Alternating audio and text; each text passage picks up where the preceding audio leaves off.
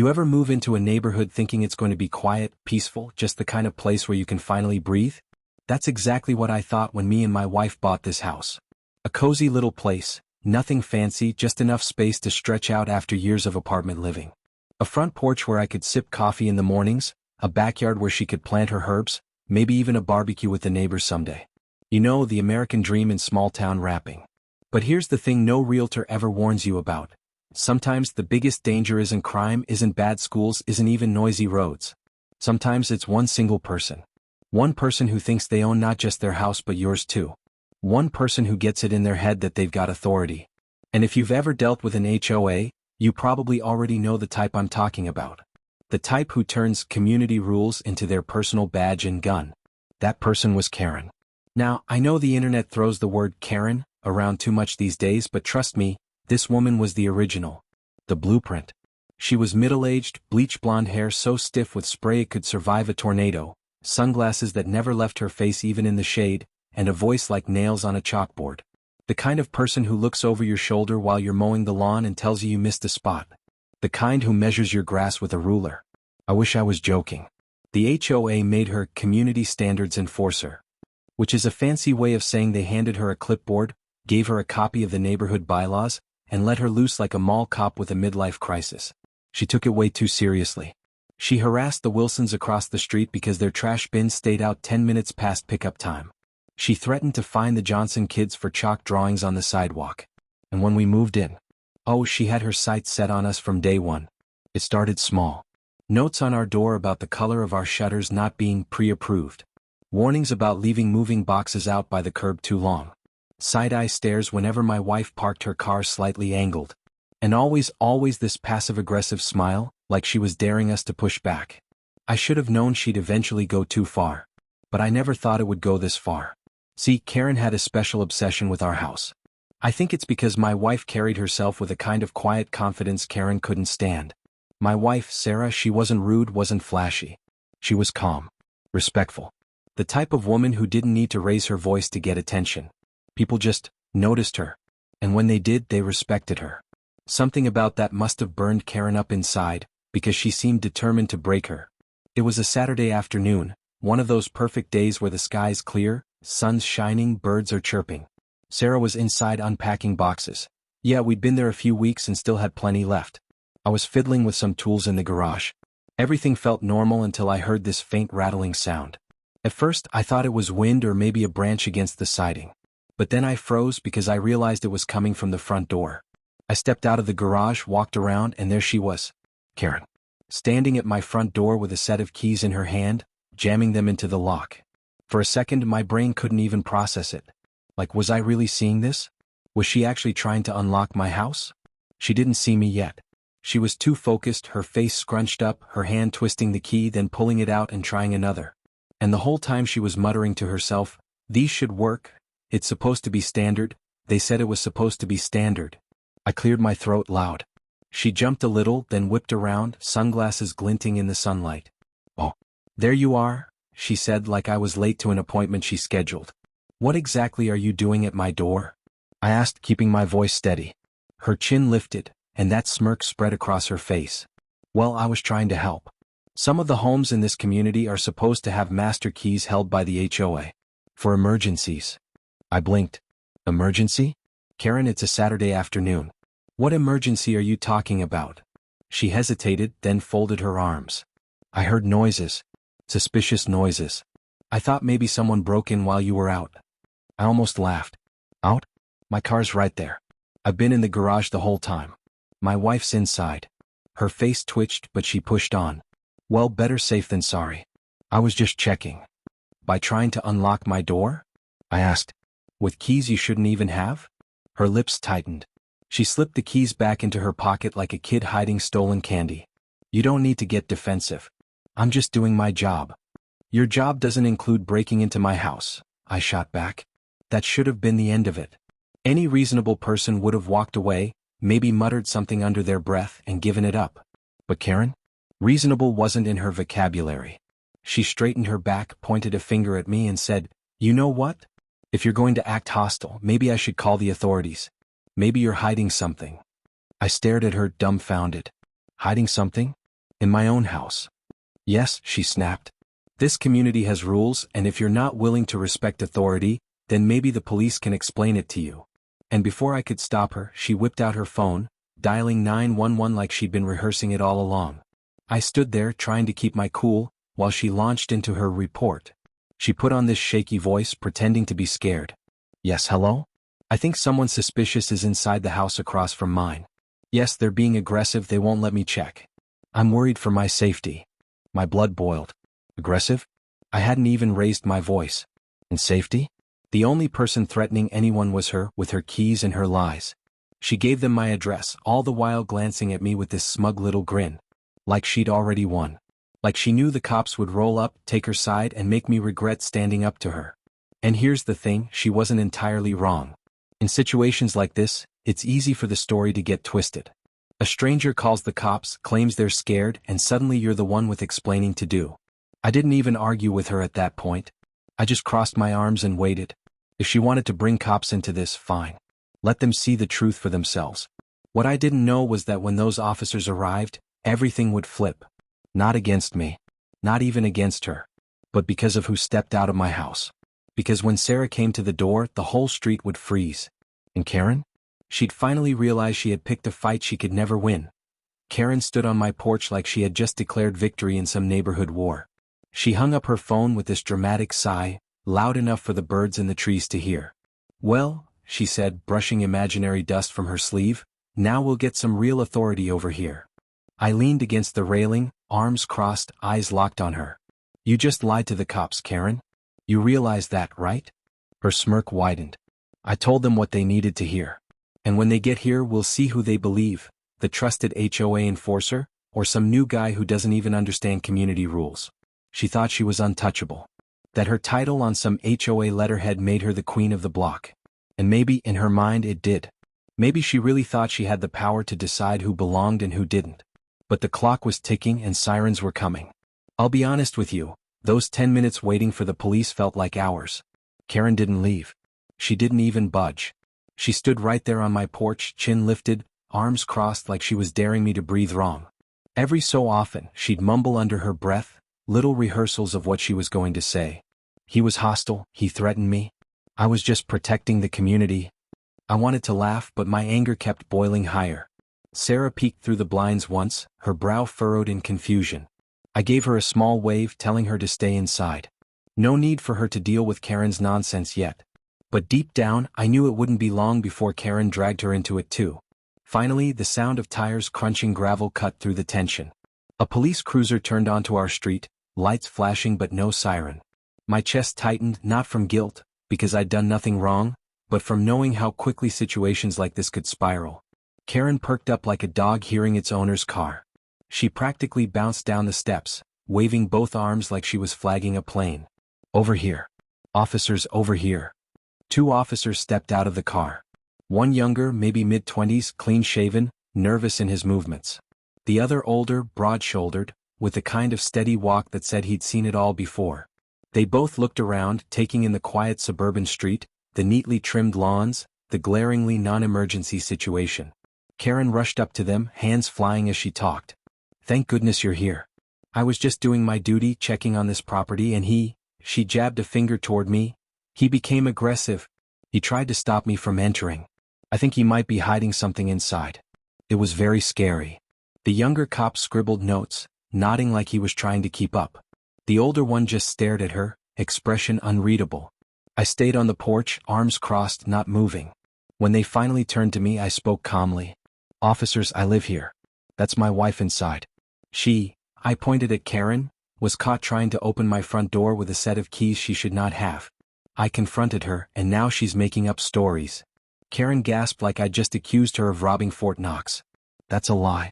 These are standard emergency keys, provided for community safety. The older cop raised an eyebrow.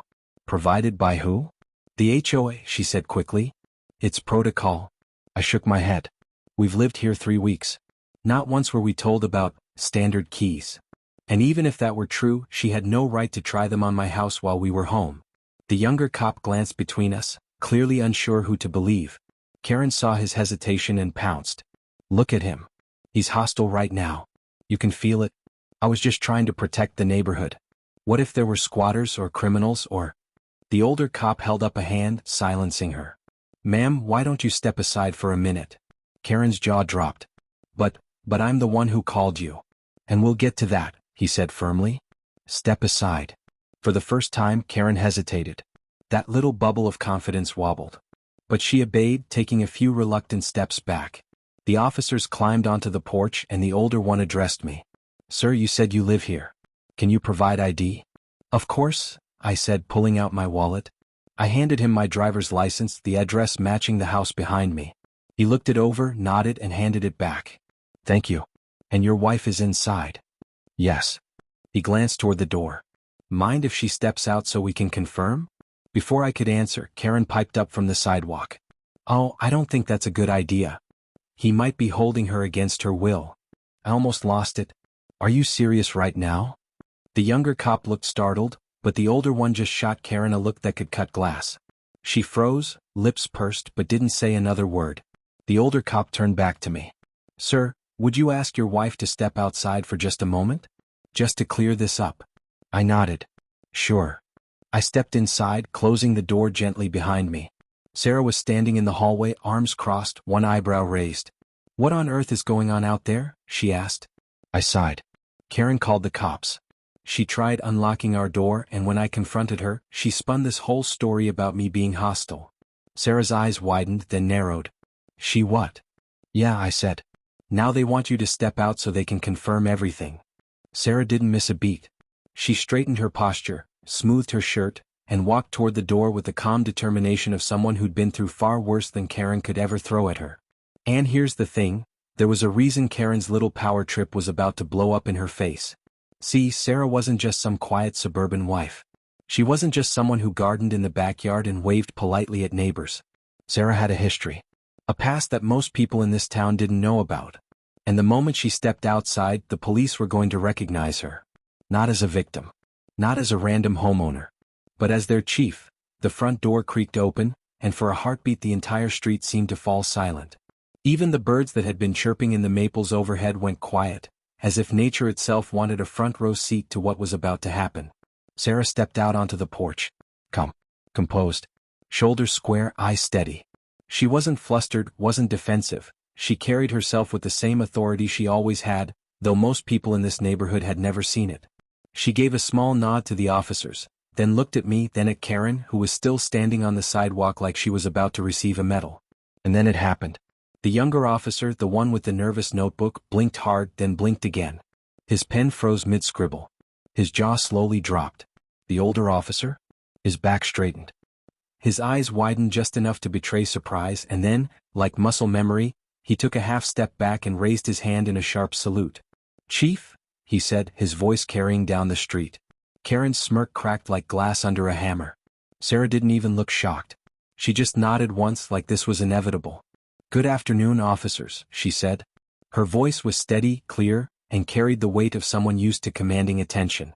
The younger cop stammered, See, Chief? I didn't know you lived. The older cop cut him off, still holding the salute until Sarah gave a small gesture for him to lower it. He obeyed instantly. Ma'am, we weren't aware this was your residence. Karen's face twisted. She looked from the cops to Sarah to me, back and forth like her brain was trying to catch up to what she was seeing. See, Chief? She echoed, her voice suddenly high and tight. What do you mean, Chief? Sarah turned her gaze on Karen, and for the first time Karen's bravado shrank. My wife didn't have to shout. She didn't have to scowl. She just looked at her, cool and measured, the way a judge might look at someone about to be sentenced. I'm Chief Sarah Monroe, she said. Metropolitan Police Department. And you just called my officers to my house with a false report. The silence that followed was deafening. The younger cop shifted uncomfortably, clearly trying to process what protocol even was in a situation like this. The older cop stayed rock solid, though there was a flicker in his eyes that said he was already running through the paperwork, the consequences, the sheer mess Karen had just made for herself. Karen laughed. A nervous, brittle sound. Oh, now wait just a second. You can't expect me to believe, what, that you're some kind of police chief? In this neighborhood? No, this is ridiculous. You're just pretending to scare me. Sarah didn't flinch. Officer Daniels, she said, looking at the older cop. Badge number, please. Without missing a beat, he recited it. She nodded. And protocol if someone calls in a knowingly false emergency? Immediate detainment for questioning, possible misdemeanor or felony depending on circumstances, he replied, his voice clipped, professional. Karen's face went pale. What? You can't be serious. I'm the HOA enforcer. And I'm the chief of police, Sarah said flatly. Which means when you misuse emergency services, you're wasting the time and resources of my department. That's not a neighborhood rule violation. That's the law. Karen started to sputter, hands flapping as though she could wave away the truth. I was just trying to do my duty. To protect the community. I thought there was something suspicious. That's not illegal.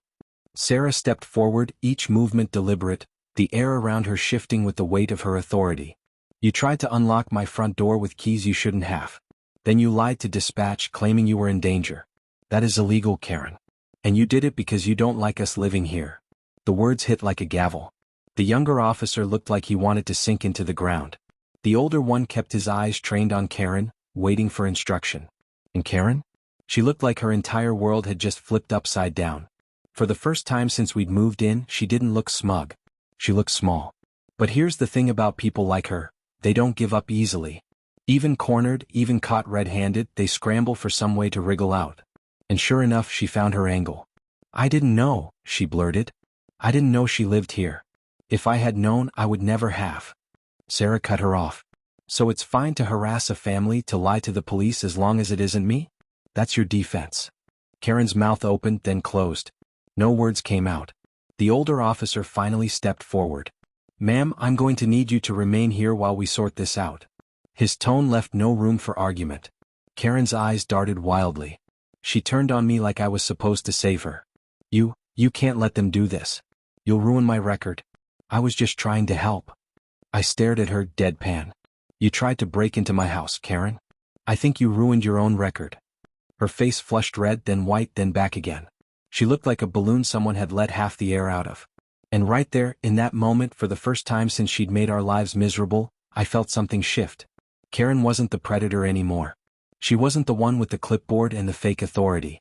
She was just exposed. But part 2 of this story wasn't about her defeat yet. Not completely. Because while the cops were standing there, while Sarah was laying down the law, Karen's survival instincts kicked in. She wasn't done fighting. Not by a long shot. And the next move she made? Well, let's just say it was desperate enough to take this whole situation from bad to downright dangerous. Karen wasn't built to admit defeat. You could see it in her eyes, the frantic darting, the twitch in her jaw, the way her fingers curled into fists at her sides. People like her survive on control. On being the loudest, the boldest, the one holding the clipboard. And now, stripped of that illusion, she was flailing. Wait, this is all a misunderstanding, she sputtered, her voice wobbling. I was only following HOA protocol. You can't treat me like a criminal for trying to help. I'm the one who called you. The older officer's patience was visibly thinning. Ma'am, calling in a false report is a crime. Attempting entry into a residence without consent is also a crime. You will stay right here until we receive further instruction. Karen's chest rose and fell like a bellows. Her eyes snapped to Sarah. You're making a mistake. You think just because you've got some fancy badge you can make up stories? Well, I won't let you ruin my reputation. I've spent years keeping this neighborhood in order. People trust me. They listen to me.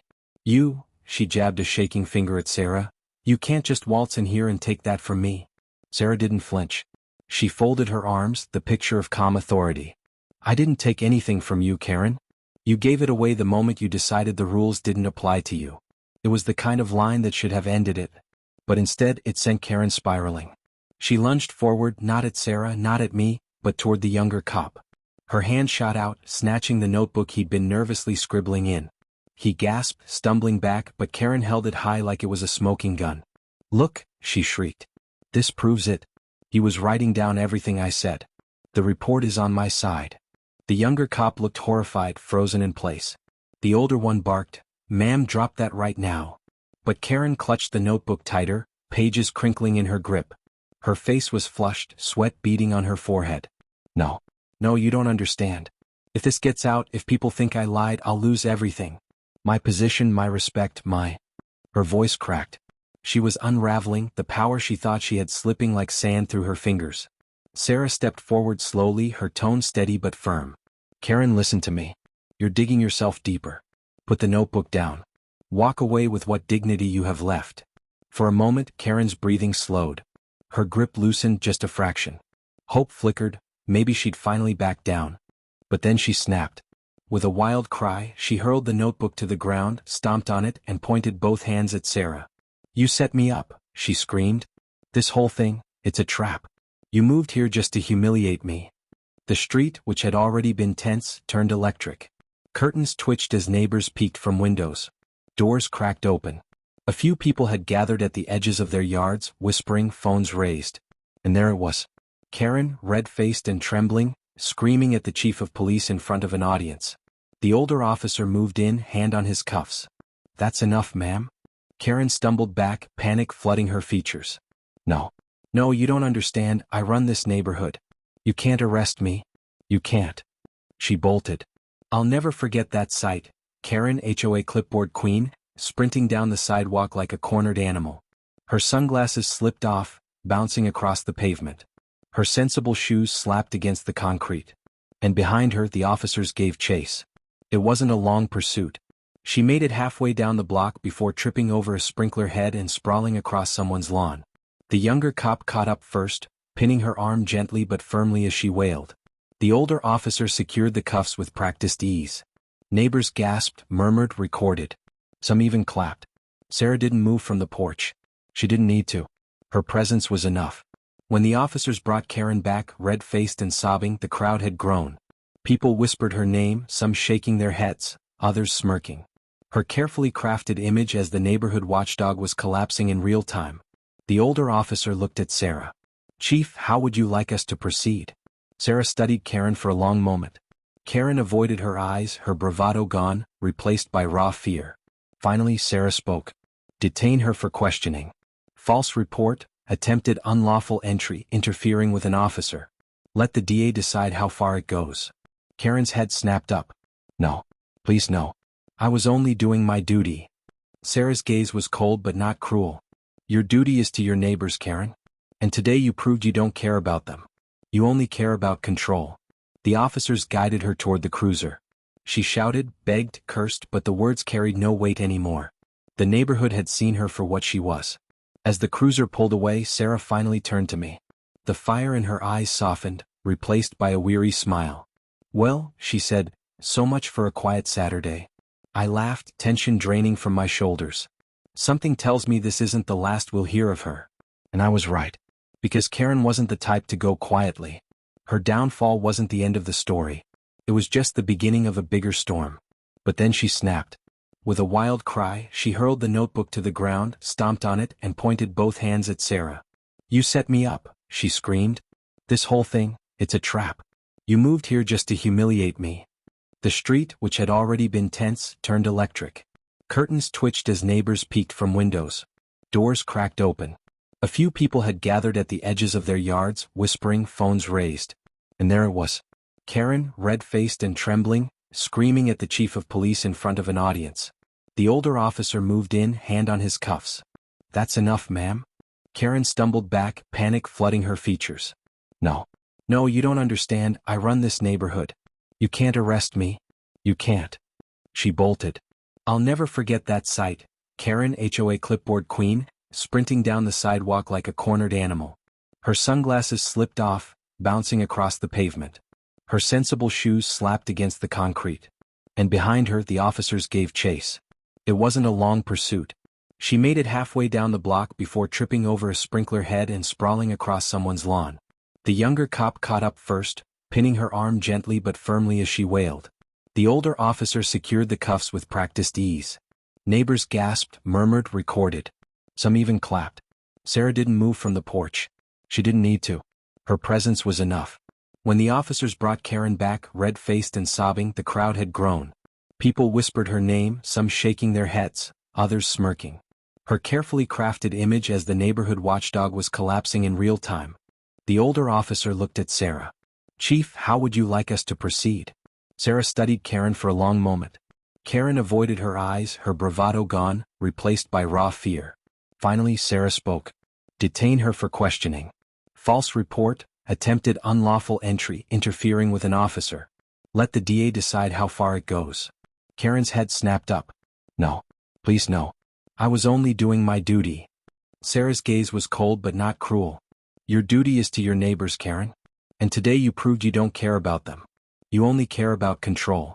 The officers guided her toward the cruiser. She shouted, begged, cursed, but the words carried no weight anymore. The neighborhood had seen her for what she was. As the cruiser pulled away, Sarah finally turned to me. The fire in her eyes softened, replaced by a weary smile. Well, she said, so much for a quiet Saturday. I laughed, tension draining from my shoulders. Something tells me this isn't the last we'll hear of her. And I was right. Because Karen wasn't the type to go quietly. Her downfall wasn't the end of the story. It was just the beginning of a bigger storm. If you thought Karen's arrest would be the end of it, you don't know people like her. Some folks, when they hit rock bottom, take it as a wake-up call. They reflect. They change. Not Karen. She didn't see her downfall as her fault. She saw it as everyone else conspiring against her. And when people like her feel cornered, they don't back down, they come back swinging. For a few days it was quiet. Too quiet. The neighborhood buzzed with gossip, sure, but Karen herself? She disappeared. Her car was gone from her driveway. No clipboard in sight, no notes taped to doors. For the first time since we moved in, I felt like I could breathe without looking over my shoulder. But I should have known it was just the calm before the storm. On the fourth day she came back. I was mowing the lawn when I saw her car roll up, slow and deliberate, like a villain making her return in a movie. She stepped out wearing oversized sunglasses, a scarf wrapped around her head like some old Hollywood starlet, and an expression that screamed martyr. She didn't look at me. She didn't look at anyone. She just strutted into her house like she hadn't been cuffed and carted off less than a week ago. The whispers started immediately. Neighbors on porches leaned closer. Curtains fluttered. People wanted to know, what was she going to do next? I found out that night. Around 9 p.m. there was a knock at our door. Not the light kind of knock, but sharp, insistent, like the knuckles of someone who thought they had authority. I opened it and, of course, there she was. Karen, I said flatly. She lifted her chin. We need to talk. I don't think we do. But she pushed forward, words tumbling out like a rehearsed speech. You humiliated me. In front of the entire neighborhood. In front of the police. Do you have any idea what that did to my reputation? Karen, I said, keeping my voice calm, you did that to yourself. Her eyes flashed. No. You and your wife set me up. You knew exactly what you were doing moving here. She could have told me who she was from the beginning, but no, you let me walk right into a trap. I stared at her, stunned. So now it's our fault you tried to break into our house and lied to the cops? She jabbed a finger in my chest. Don't play dumb. You wanted to destroy me. And you almost did. But I'm not finished. I talked to the HOA board and guess what? I still have authority. I still have my position. And I'm filing a formal complaint against both of you for harassment. I couldn't help it, I laughed. Loud. Karen, you're filing a complaint against the chief of police? Do you even hear yourself? Her face twisted. Oh, I hear myself. And soon so will the entire board. You think you're above the rules just because she wears a badge? Not in this neighborhood. Not on my watch. I closed the door on her mid-rant. But that was just the beginning. The next morning, flyers appeared on doorsteps. Typed letters, neatly formatted, with the HOA logo at the top. Urgent community notice, they read. The gist? That me and Sarah were dangerous outsiders, abusing authority, intimidating residents, and undermining the HOA. It was pure fiction, every word twisted to make us look like villains. Some neighbors tossed them straight in the trash. Others looked uneasy. A few even avoided eye contact when I waved. Karen was planting seeds, trying to turn the neighborhood against us. Sarah, though, she wasn't fazed. She'd dealt with smear campaigns before in the political side of law enforcement. She knew Karen's game. Let her dig her hole, Sarah said over coffee. The deeper she makes it, the harder she'll fall. And fall she did. 2 nights later, Karen staged her grand move. She called an emergency HOA meeting, demanded everyone attend. People filed into the community center out of curiosity more than loyalty. Me and Sarah showed up too, not because we had to, but because Sarah wanted it on record. Karen stood at the front, a stack of papers in hand, pacing like a prosecutor. Ladies and gentlemen, she began, her voice quivering with righteous fury, our neighborhood is under threat. We welcomed these newcomers in good faith, and what did they do? They disrespected our rules. They mocked our authority. And when I tried to protect you, I was arrested, in my own community. Gasps rippled through the room, though half of them sounded fake. She slammed the papers down. This is proof. Proof that they're manipulating us. Do you want a police chief using her power to bully us? Do you want criminals protected in your own backyard? Then she made her mistake. Because in her eagerness to dramatize, she read from the police report. The confidential police report. A report she wasn't supposed to have. The room went dead silent. Sarah stood slowly, her presence filling the space. Karen, she said, her voice carrying like thunder, you just admitted to possessing a restricted document. That's a felony. Karen froze. Gasps turned into whispers. Phones came out. People started recording. Sarah walked forward, calm, unstoppable. You wanted power, Karen. But power without responsibility isn't leadership. It's corruption. And tonight, you proved to everyone in this room that you're not protecting this community. You're endangering it. Karen's face crumpled. She tried to speak, but words failed. Her knees buckled. The board members at the table exchanged looks. One cleared his throat. Effective immediately, you are removed from your position as HOA enforcer. The room erupted, some in applause, some in shock, but the verdict was final. Karen had fallen, and this time there was no coming back. Security escorted her out, still muttering, still insisting she was right. But the power was gone from her voice. The authority she clung to had evaporated. That night, walking home under the glow of the streetlights, Sarah took my hand. It's over, she said softly. And for the first time since we'd moved in, I believed her. Karen's reign was finished. Our home was ours again. And the neighborhood? Well, it would never forget the day the so-called queen of the HOA went toe-to-toe with the chief of police, and lost. If you enjoyed this story, don't forget to like, subscribe, and hit that bell so you never miss the next one.